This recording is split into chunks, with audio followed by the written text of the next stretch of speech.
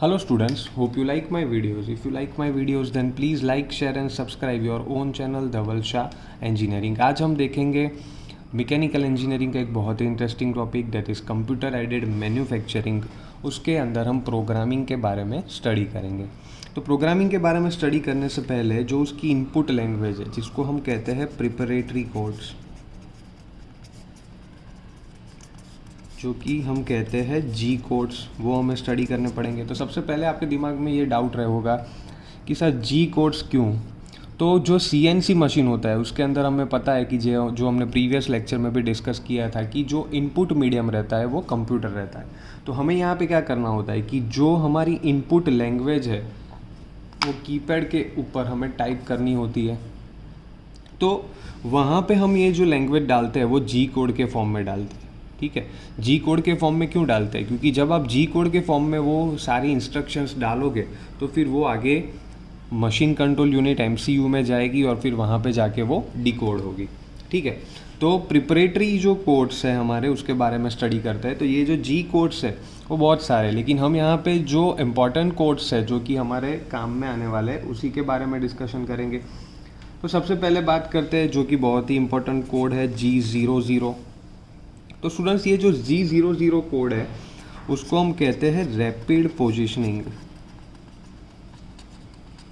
मतलब कि आपका वर्क पीस अगर है उसके ऊपर आपको टूल को टच नहीं करवाना है एंड विदाउट टचिंग उसको मूव करवाना है तो आपको G00 कोड यूज़ करना पड़ेगा।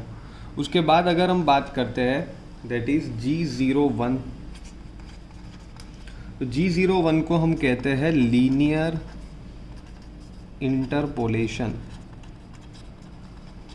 मतलब कि अगर आपका वर्क पीस है अब उसके ऊपर हमें कटिंग करना है, मशीनिंग करना है, तो क्या होगा कि ये जो टूल है वो अभी वर्क पीस को टच हो जाएगा और फिर मूव होगा। तो ड्यूरिंग अ कटिंग हमें G01 यूज़ करना होता है। उसके बाद बात करते हैं अबाउट G02।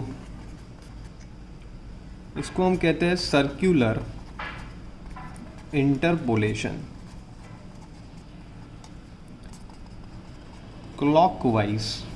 क्लॉकवाइज मतलब कि ये डायरेक्शन में, मतलब कि अगर आपको सर्कुलर आर्क कट करना हो तो आपको G02 यूज़ करना है। और उसके बाद आता है G03।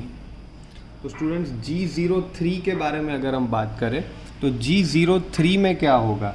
G03 में सर्कुलर इंटरपोलेशन ही है,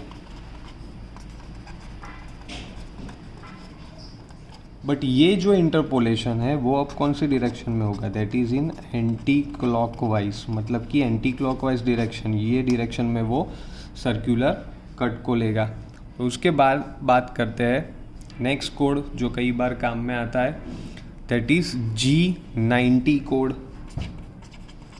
G90 हम यूज़ करते हैं फॉर एब्सोल्यूट कोडिंग सिस्टम। मतलब कि जब आप मशीनिंग कर रहे हो उस वक्त अगर आपको देखना है कि कौन सी जो कोऑर्डिनेट सिस्टम है वो आपको लेनी है तो उस दौरान आप G90 यूज़ करोगे। G90 फॉर एब्सोल्यूट के लिए हम ये यूज़ करेंगे जिसके अंदर जो डायमेंशंस होते हैं वो ओरिजिन से काउंट होते हैं। वो क्या होते हैं? ओरिजिन के फॉर्म में, ओरिजिन के रेफरेंस में वो वहाँ पे काउंट होते हैं। अगर इसके बारे में आपको पढ़ना है तो आप प्रीवियस वीडियो में जाके वहाँ पे सब देख सकते हो। Next is G91। स्टूडेंट्स ये है इंक्रीमेंटल कोडिंग सिस्टम। मतलब कि अगर आपको इंक्रीमेंटल यूज़ करना है तो वो वहाँ पे आप यूज़ कर सकते हो। उसके बाद सर्टेन कोर्स जैसे कि G97 is for constant RPM। तो उसके लिए ये यूज़ होता है, जब भी कॉन्स्टेंट RPM आपको रखना हो तो वो वहाँ पे आप रख सकते हो। तो these are some important codes. जैसे कि मेरे हिसाब से आप देखने चाहो तो G00, 01, 2, 3 और ये G90, 91, इतने कोड्स जो रहते हैं वो प्रोग्रामिंग के दौरान आपको खास यूज़ करने रहते हैं। उसके बाद बात करते हैं that is for M codes. तो स्टूडेंट्स M कोड्स किसे हम कहते हैं? That is miscellaneous functions. इसको हम क्या कहते हैं? Miscellaneous functions. अभी मिससेलेनियस फंक्शंस में क्या होगा? मिसलेनियस फंक्शंस के बारे में अगर बात करें तो ये सारे ऑपरेशंस ऐसे रहते हैं कि जो ड्यूरिंग अ प्रोग्राम आपको कभी भी और कहीं भी यूज़ करने पड़ते हैं, ठीक है। तो जैसे कि हम बात करें फॉर एग्जांपल सबसे पहले लेते हैं जो कि बहुत इंपॉर्टेंट है M06 for changing your tool. अगर आपको टूल चेंज करना, क्योंकि CNC में क्या होता है कई सारे ऑपरेशंस एक साथ परफॉर्म होते हैं, तो जब चाहे हम वहाँ पे टूल को चेंज कर सकते हैं। उसके बाद बात करें that is for M03 that is spindle rotation, clockwise direction में वो वहाँ पे स्पिंडल को रोटेट करेगा। उसके बाद M08 that is coolant on, ये बहुत ही इंपॉर्टेंट रहता है क्योंकि ड्यूरिंग अ मशीनिंग अगर हीट जनरेशन हमें स्टॉप करना है तो वो डेफिनेटली हमें यूज़ करना पड़ता है। उसके बाद M09 is for coolant of, coolant को अगर आपको ऑफ करना हो तो M09 कोड वहाँ पे यूज़ करना पड़ता है। एंड एक another that is M30 is for program stop, या फिर हम उसको कहते हैं एंड, उसके लिए M30 कोड हमें यूज़ करना पड़ता है। तो these are some important M codes जो ड्यूरिंग अ प्रोग्राम आपको यूज़ करने पड़ते हैं। तो स्टूडेंट्स अब हम यहाँ पे क्या करेंगे, हम यहाँ पे करेंगे कि जो हमने प्रीवियस सेशन में देखा था कि जब भी आपको प्रोग्रामिंग की लैंग्वेज लिखनी हो तो आपको ये जो फॉर्मेशन हमारा रहता था, जैसे कि सबसे पहले लेबलिंग आती है N, मतलब कि कौन सा ब्लॉक नंबर है वो आता है। उसके बाद G कोड रहता है, G कोड के बाद क्या करते हैं हम X डायरेक्शन और फिर Y या फिर Z डायरेक्शन हम मेंशन करते थे।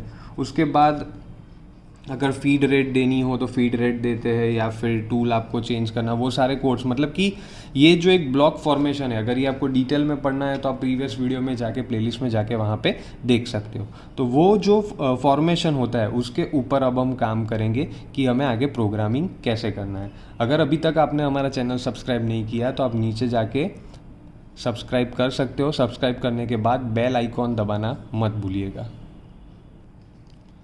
तो आइए अब आगे देखते हैं कि ये जो एक फिगर आपको दिख रही है उसके बारे में अभी हमें प्रोग्रामिंग करना है। तो सबसे पहले हम क्या करेंगे, इसको यहाँ पे हम जो यूज़ करेंगे वो एब्सोल्यूट करने वाला है, एब्सोल्यूट सिस्टम है उसके हिसाब से यूज़ करेंगे। तो हम यहाँ पे क्या करेंगे, ये जो डायग्राम है वो आपको ऑलवेज क्वेश्चन में दिया होगा। अब हम यहाँ पे यूज़ करेंगे एब्सोल्यूट के हिसाब से। तो अगर ये मेरा रेफरेंस पॉइंट है तो यहाँ से मैं अगर मेजरमेंट लूँ तो ये तो 20 ही रहेगा जैसे कि यहाँ पे मेंशन है। But the next point is, यहाँ से लेके अगर हम बात करें तो ये कितना हो जाएगा, 50 हो जाएगा, क्योंकि 30 + 20 वो कितना हो जाता है, 50 हो जाता है, ठीक है। अब अगर डायमीटर की हम बात करें तो वो तो यहाँ पे 560 ही रहेगा, और ये जो है वो हमारा हो जाएगा 5 = 40 हो गया। तो अब स्टूडेंट्स हम यहाँ पे क्या करेंगे कि फॉर एग्जांपल इसको हम पॉइंट नंबर 1 ले लेते हैं, यहाँ पे ये जो पॉइंट है इसको हम पॉइंट नंबर 2 ले लेते हैं, और उसके बाद ये वाला जो पॉइंट है वो यहाँ से हम ले लेते हैं पॉइंट नंबर 3, मतलब कि फर्स्ट पॉइंट से हम शुरू करेंगे और लेफ्ट हैंड साइड जाएंगे, ठीक है। तो ये जो बेसिकली ये जो हमारा प्रोग्राम है वो कौन सा ऑपरेशन हम इसको, मतलब टर्निंग मशीन है उसके ऊपर परफॉर्म करेंगे, जिसको आप बेसिकली लेथ मशीन कहते हो।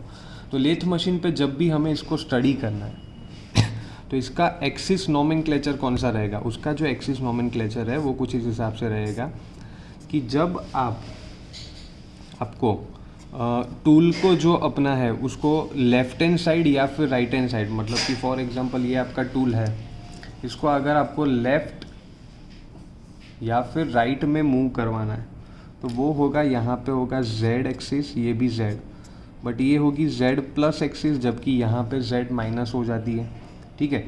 और अगर आपका जो टूल है उसको आपको अप या फिर डाउन मूवमेंट करवानी है तो यहाँ पे आप क्या करोगे, ऊपर आएगा X+, नीचे आएगा X-।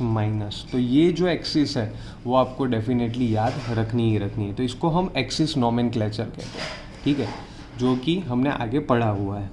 तो ये चीज़ आपको खास ध्यान में रखनी है कि जब आपको लेफ़्ट या राइट मूवमेंट करनी है तो Z+ या फिर Z- आएगा, और अगर आपको अप और डाउन मूवमेंट लेनी है, अप या फिर डाउन मूवमेंट लेनी है, तो वहाँ पे आप X+ और X- को यूज़ करोगे, ठीक है। तो अब उस हिसाब से ही हम यहाँ पे आगे जाते हैं और इसके बारे में प्रोग्राम को स्टडी करते हैं। तो ये जो फिगर है वो यहाँ पे आपको ध्यान में रखनी है, ठीक है। तो सबसे पहले हम क्या करेंगे, सबसे पहले मैं यहाँ पे लिख रहा हूँ N10। ये मतलब बेसिक लैंग्वेज है जो हर एक प्रोग्राम में यहाँ पे आप 10 की जगह पे कुछ भी कोड यूज़ कर सकते हो, ठीक है। बट यूजुअली हम 10 से शुरू करते हैं। तो सबसे पहले मैं यहाँ पे लिख रहा हूँ N10, उसके बाद मैंने लिखा G90, G21, G99 and G40, ठीक है। तो ये जो मेरी कोडिंग है वो मैंने किसके लिए लिखी, तो यहाँ पे मैं उसका जो रीज़न है वो मेंशन करता हूँ। That is not compulsory, but ये मैं आपको दिखा दे रहा हूँ। That is absolute program for G90। उसके बाद G20 है, मतलब कि जो है मैट्रिक प्रोग्राम होगा, ठीक है। मैट्रिक प्रोग्राम के हिसाब से जा रहा है। G99 जो दिखा रहा है कि फीड पर रिवॉल्यूशन है। और उसके बाद ये जो है G40 that is TNR cancel, मतलब कि टूल नोज रेडियस, उसको हम कंसीडर नहीं करेंगे, तो उसको हम कहते हैं G40। अब एक चीज़ आपको खास याद रखनी है कि प्रोग्राम के एंड में आपको एक सेमी कॉलन की साइन देनी ही देनी है। जनरली यहाँ पे कई लोग EOB लिखते हैं, जिसको कहते हैं एंड ऑफ ब्लॉक। अगर आपको ये नहीं लिखना है तो आपको ये सेमी कॉलन साइन करनी है। अगर ये पोर्शन भी जो है वो भी आप नहीं लिखोगे तो चलेगा, ठीक है स्टूडेंट्स। तो अभी आगे बात करते हैं नेक्स्ट ब्लॉक, मतलब कि 10 नंबर के बाद मैंने ले लिया N20। अब यहाँ पे मैं लिख रहा हूँ G97 एंड S200। तो यहाँ पे G97 जो यूज़ होता है that is for constant RPM। इसको मैंने क्या कर दिया कि मुझे कांस्टेंट RPM लेना है, तो वो मैंने यहाँ पे G97 के फॉर्म में दे दिया।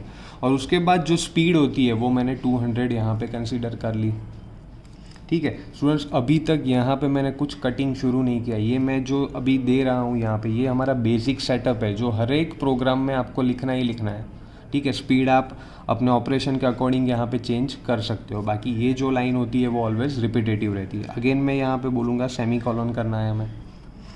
अब हम यहाँ पे क्या करेंगे, हम यहाँ पे देख रहे हैं that is next block is N30, G28, U0, W0 again semi colon. तो यहाँ पे जो G28 है उसको हम कहते हैं ऑटो रेफरेंस पॉइंट। तो वो यहाँ पे ऑटो रेफरेंस पॉइंट ले लेगा, मतलब कि जो आपके जॉब का जो सेंटर होता है वो यहाँ पे उसने कंसीडर कर लिया, मतलब कि यहाँ पे आपके जॉब का जो सेंटर होगा वो उसने कंसीडर कर लिया, ठीक है। अब आगे बात करते हैं फॉर अ नेक्स्ट लाइन। यहाँ पे हम यूज़ करेंगे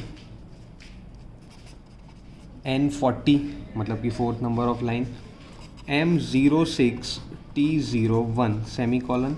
यहाँ पे मैं लिखूँगा M06, वो किसके लिए यूज़ होता है, टूल चेंज, जो अभी हमने आगे देखा। तो जो आपका टूल चेंजर है उसमें से 1 नंबर का जो टूल होगा वो वहाँ पे आके जॉइंट हो जाएगा, ठीक है। उसके बाद बात करते हैं that is for N50। Again मैं यहाँ पे लिखूँगा M03 M08 semi colon. M03 किसके लिए होता है, तो दैट इज स्पिंडल जो है वो clockwise. And M08 for is coolant on, हमने कूलेंट को यहाँ पे ऑन कर दिया। अब आगे बात करते हैं।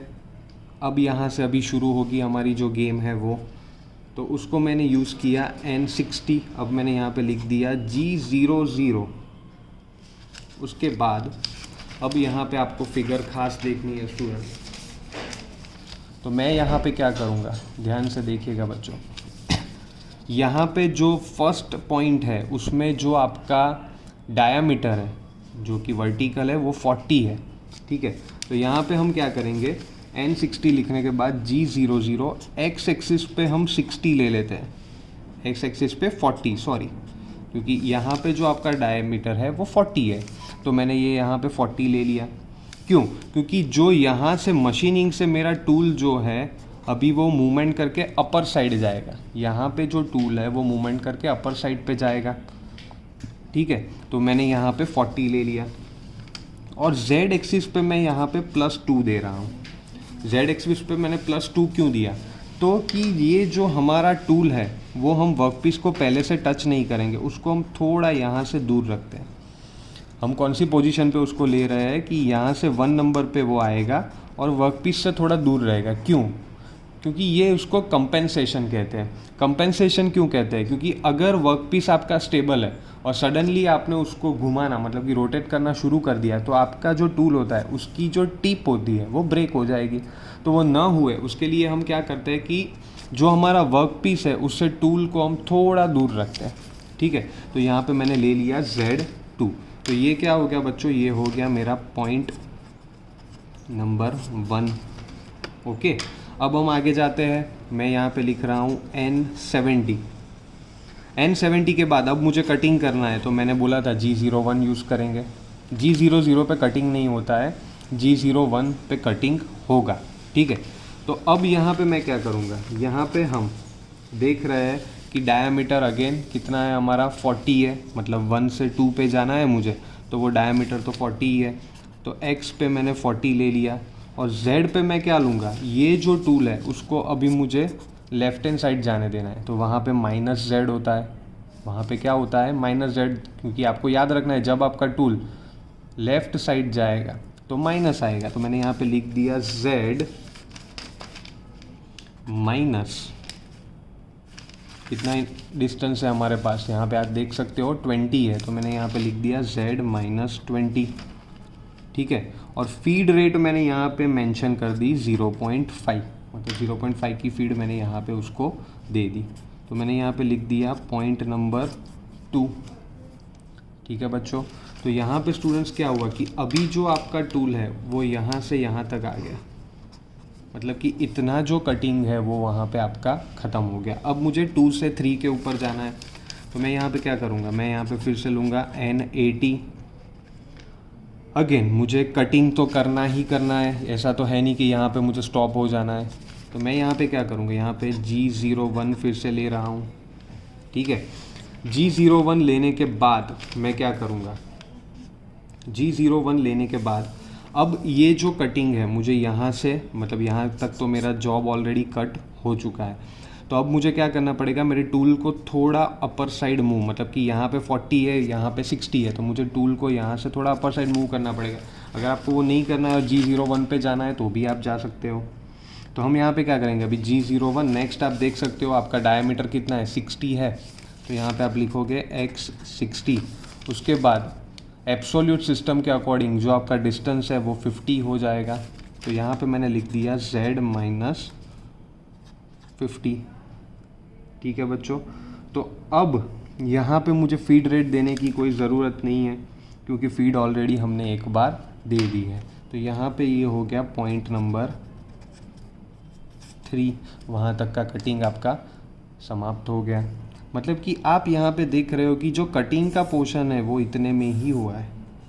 ठीक है, ये जो जॉब की जो प्रिपरेशन है वो सारी ऊपर हमने दी थी, जो कि कॉमनली आपको सभी प्रोग्राम में वहाँ पे लिखनी होती है, वो वहाँ पे आपको कॉमनली सब लिखना होता है। ठीक है, तो अब आगे हम क्या करेंगे?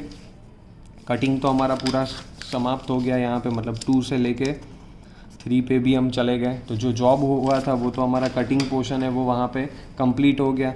तो अब यहाँ पे हम क्या करेंगे?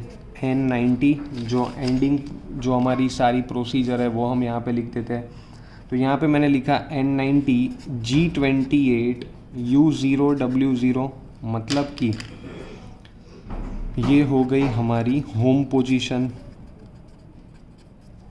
ठीक है, अब क्या करते हैं? आगे यूज़ करते हैं N100। यहाँ पे मैं यूज़ कर रहा हूँ M09 और M05। सेमी कॉलन आपको ऑलवेज़ करना है बच्चों, जब भी आप प्रोग्राम लिखते हो। अगर आप सेमी कॉलन भूल जाते हो तो फिर वो नेक्स्ट लाइन पे नहीं जाएगा। ठीक है, तो M09 M05 वहाँ पे मैं लिख रहा हूँ कि जो कूलेंट है उसको हम ऑफ करेंगे और स्पिंडल को भी स्टॉप कर देते हैं, मतलब कि जो रोटेशन है वो आपका वहाँ पे स्टॉप हो जाएगा।